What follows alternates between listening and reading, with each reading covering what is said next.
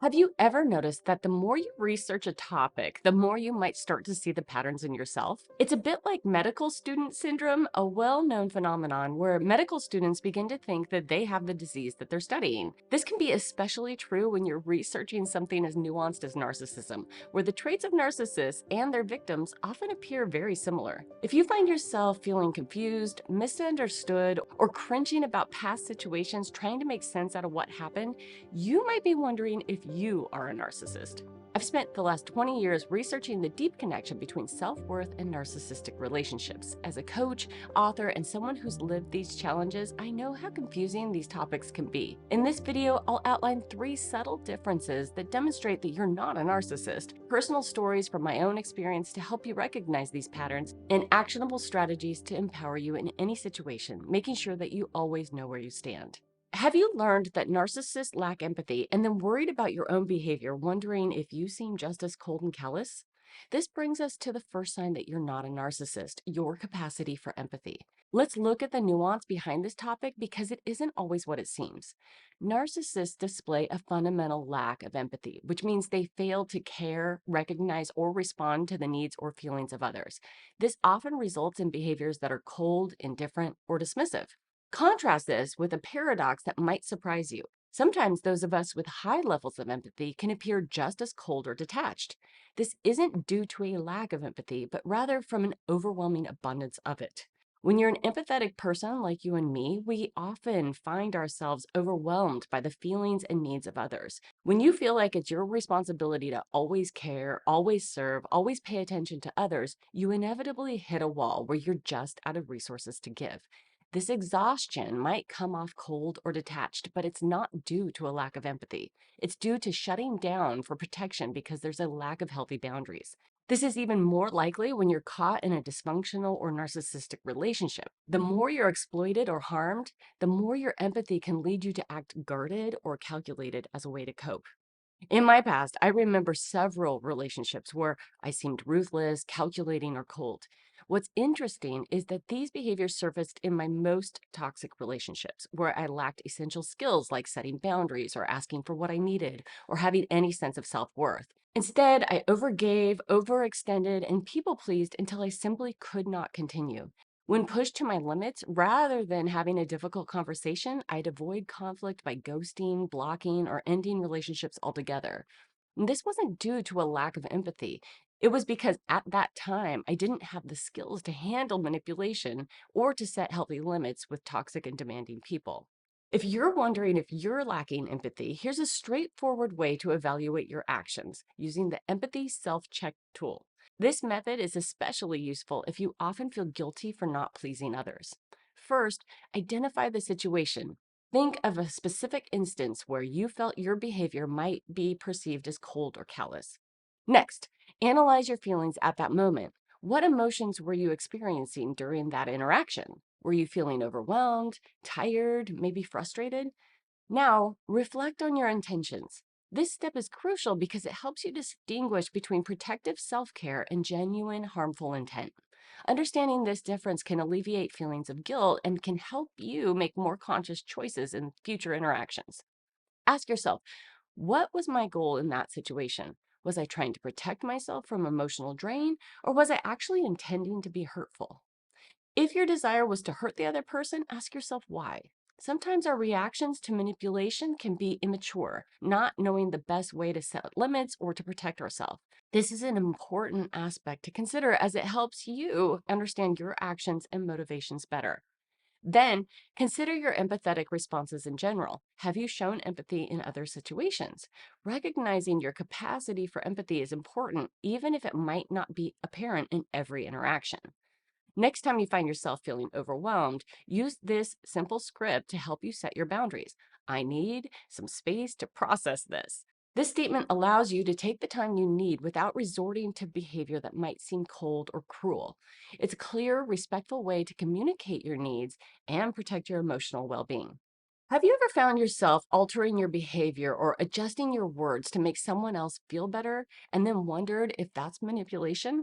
This brings us to the next sign that you're not a narcissist, understanding the different motivations behind manipulative behaviors. Narcissists typically manipulate to control and influence others for their own benefit. This includes tactics like gaslighting, where they make someone question their reality, or leveraging guilt or affection to achieve their goals. Their manipulation is deliberate and self serving. In contrast, when empathetic people manipulate, it often stems from a fundamentally different motivation. Empathetic people like us might outwardly agree with someone when inwardly we don't, or laugh off a hurtful comment to keep the peace, or put on a friendly face to appear more likable. These actions aren't about deliberate deceit. Rather, they're unconscious reactions to social pressures and personal insecurities. This type of manipulation, though it's still self serving, is significantly different from a narcissist manipulation. It comes from a desire to avoid conflict or discomfort, not from a need to exploit others for personal gain or to assert dominance. Essentially, empathetic people manipulate to maintain harmony or to protect personal emotional states, not to benefit at the expense of others. In my own experience, having been raised by a narcissist, I grew up believing it was my job to perform for others. I didn't clearly understand my own needs or desires. Instead, I focused on whatever I thought I needed to do or whoever I thought I needed to be just to be tolerated. This behavior was completely unconscious, and although not malicious, it was still manipulative. I was constantly shape shifting myself into what I thought someone wanted me to be. Unfortunately, this made me a prime target for narcissists who wanted to use me until I learned how to have healthy boundaries. Find yourself adjusting your behavior or words to make someone else feel better, and you're concerned that this might be manipulation, use the authenticity check to pause and reflect. Start by trying to catch yourself in the moment. Try to recognize when you're about to compromise your true feelings for the sake of peace or approval. To get better at this, practice being more mindful during conversations.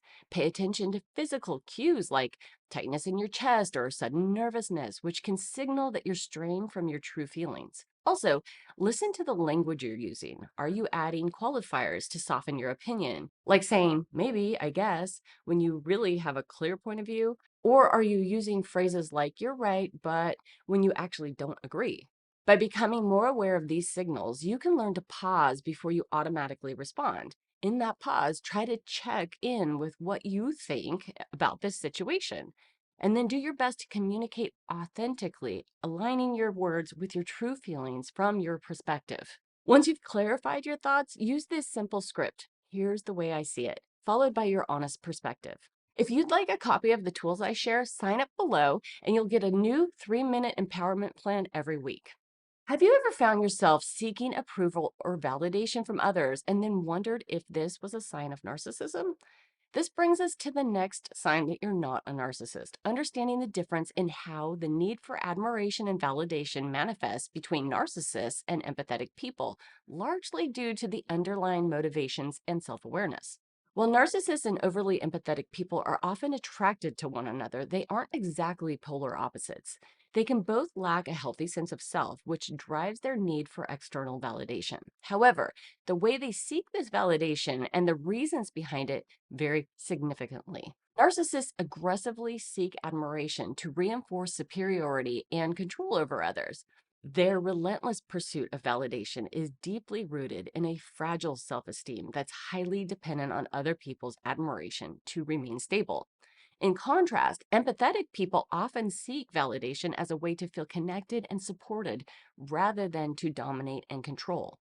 While our actions might also stem from an unstable sense of self, our goal is more about building relationships and finding reassurance in social acceptance rather than asserting superiority. For instance, we might go out of our way to do things for others, not necessarily to manipulate, but rather to receive positive feedback that reinforces our self worth.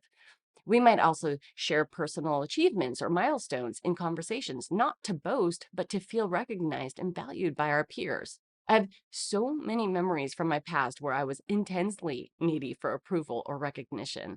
I'd often make a point to share an accomplishment or something that I was proud of. In hindsight, this behavior might look similar to a narcissist's quest for attention. However, the desperation I felt in those moments was real. I was longing to be seen as worthy, to belong, or to be included.